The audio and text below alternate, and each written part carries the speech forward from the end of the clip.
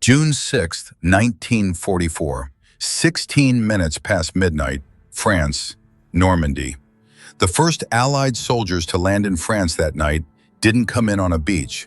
They landed in a field, in gliders, in total darkness, and within 10 minutes, they had captured the most important bridge in Normandy.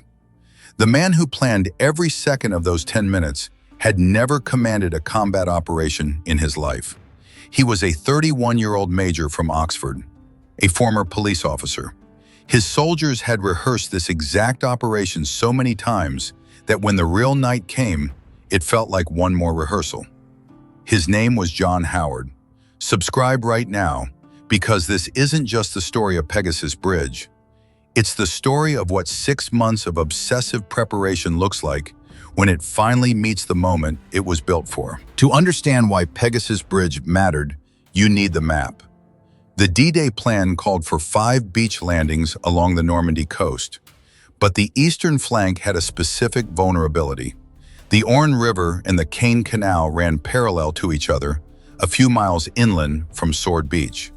Both were crossed by bridges. If German armored forces, specifically the 21st Panzer Division, could move freely across those bridges, they could hit the British landing force from the flank while it was still on the beach. Troops who had just come ashore, without armor, without organization, against a full Panzer Division. That was potentially catastrophic. The solution? Take the bridges before the beach landings, in the dark, with gliders, no engine noise, total surprise. Then hold them until the main force arrived. John Howard, born in Oxford, 1912. Working class background. His father was a painter and decorator. Howard won a scholarship, got an education, joined the Oxford City Police. Steady work, a quiet life. When the war came, he joined the Oxfordshire and Buckinghamshire Light Infantry, the Ox and Bucks. He rose to major, D Company commander. Nothing about his background suggested extraordinary military talent. No Sandhurst pedigree, no family tradition of officers. Just an intelligent, diligent man who took his responsibility to his 181 soldiers more personally than most commanders take anything. That personal quality drove everything that followed. The mission was called Deadstick.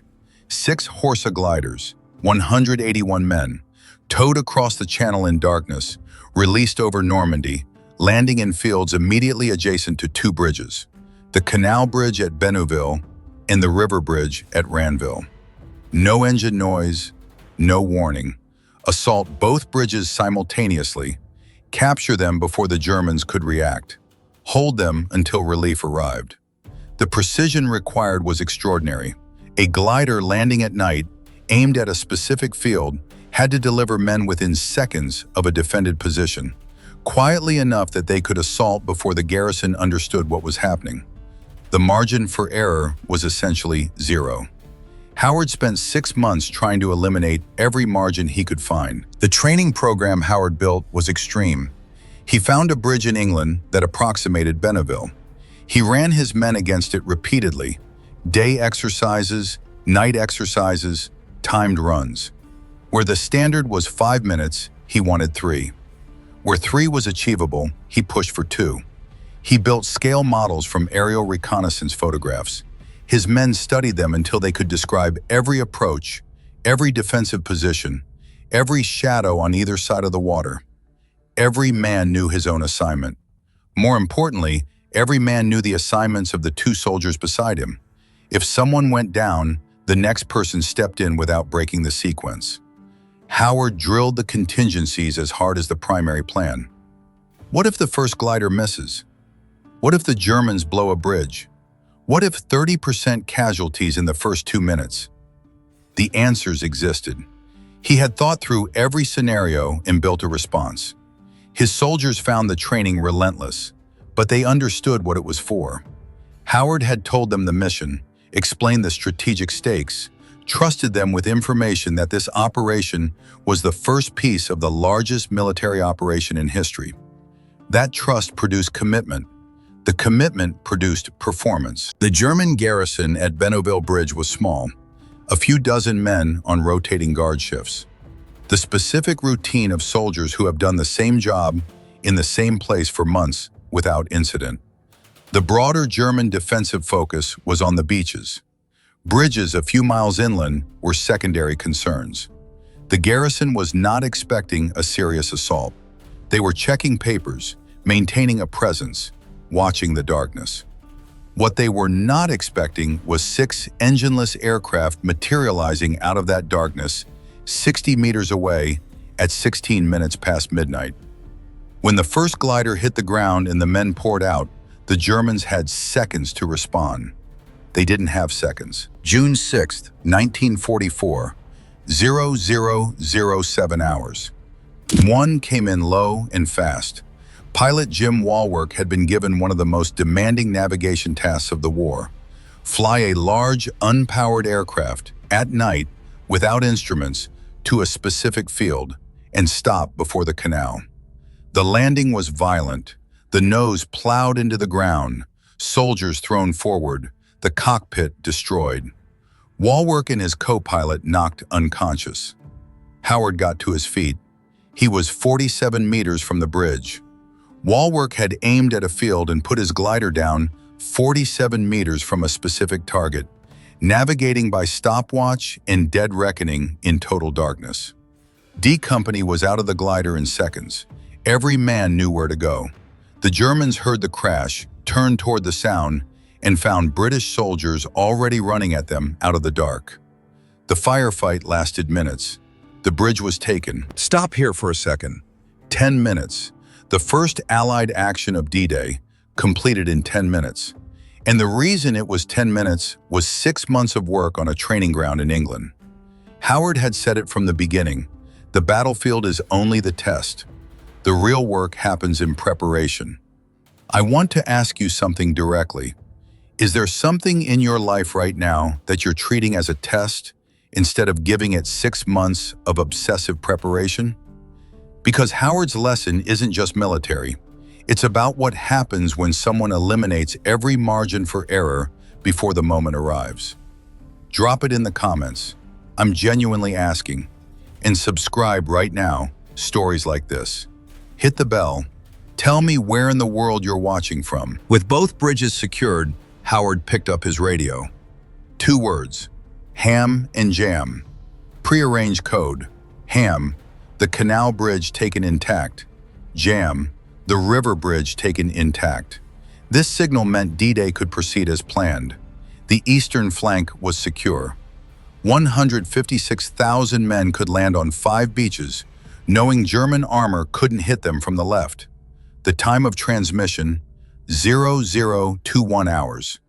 21 minutes past midnight, D-Day's first operational success, complete before most of the men involved had even begun their approach to the beaches. Taking the bridge was one problem.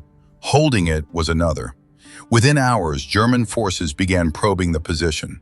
Small arms, mortars, then armor. Howard's men were lightly equipped, Piat anti-tank weapons that required getting dangerously close to a tank to be effective.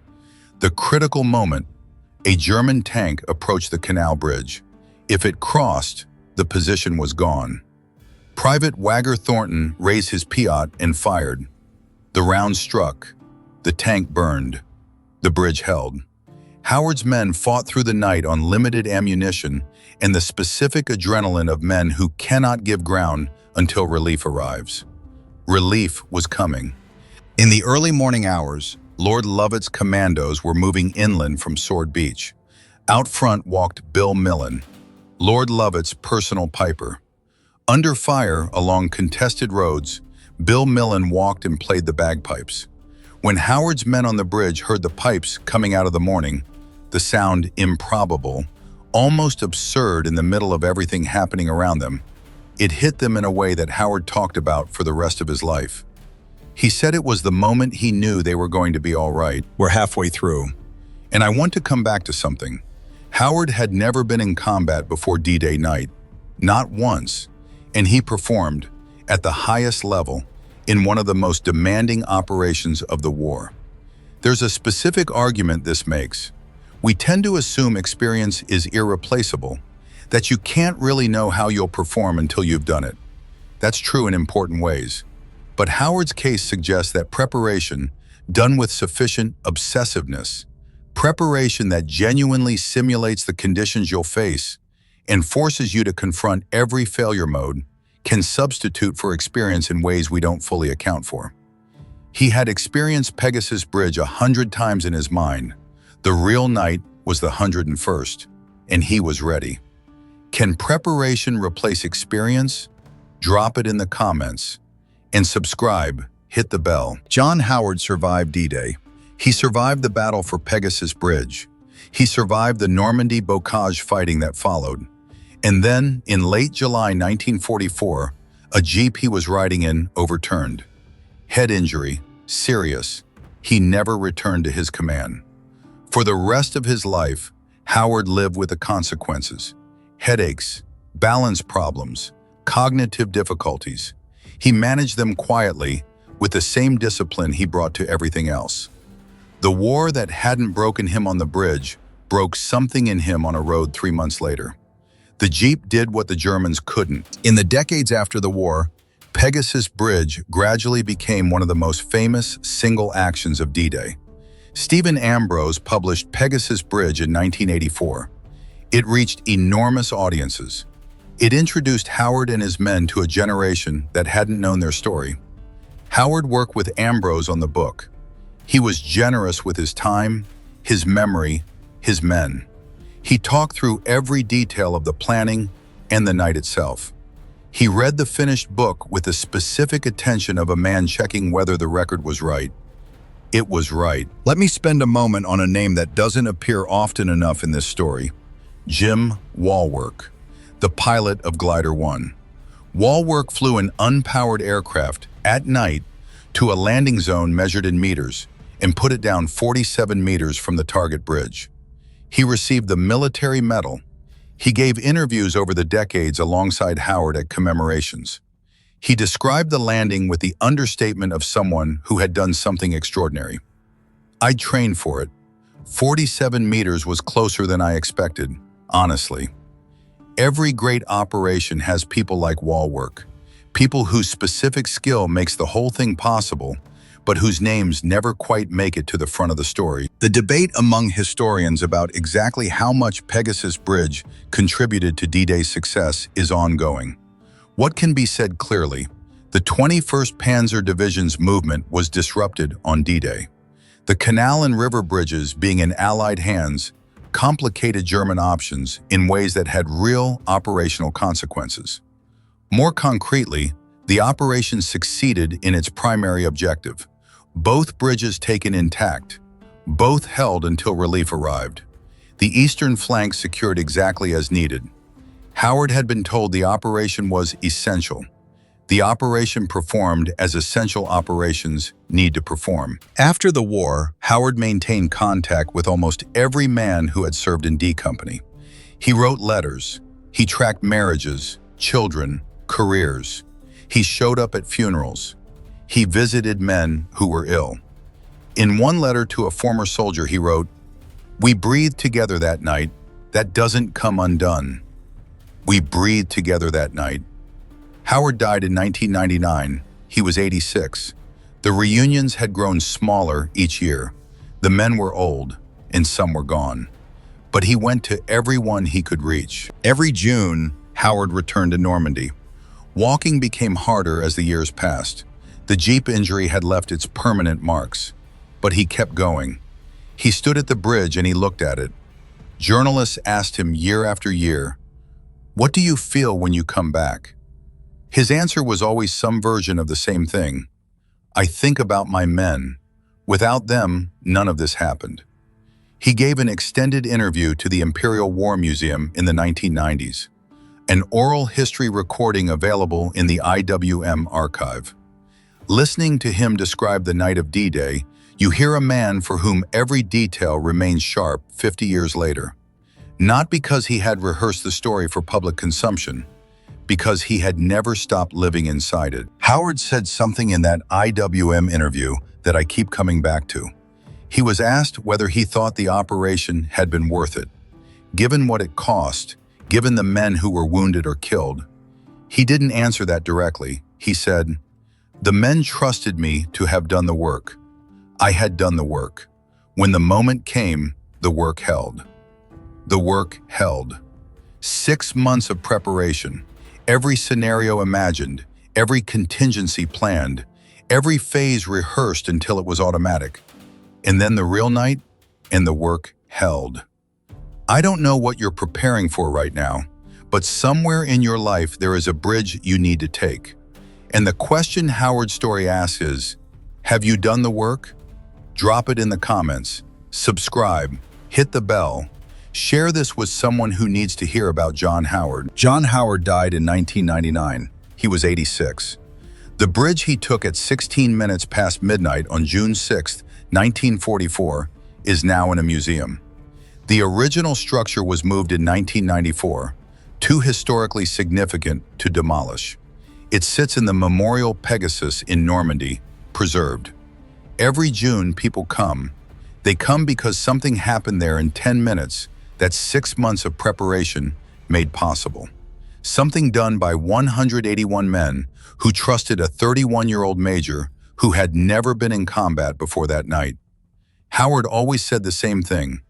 The battlefield is only the test. The real work happens in preparation. He prepared. His men prepared. The work held. And D-Day happened. If this one got to you, hit the like button, subscribe for more, ring the bell, share this with someone who needs to hear what preparation actually looks like.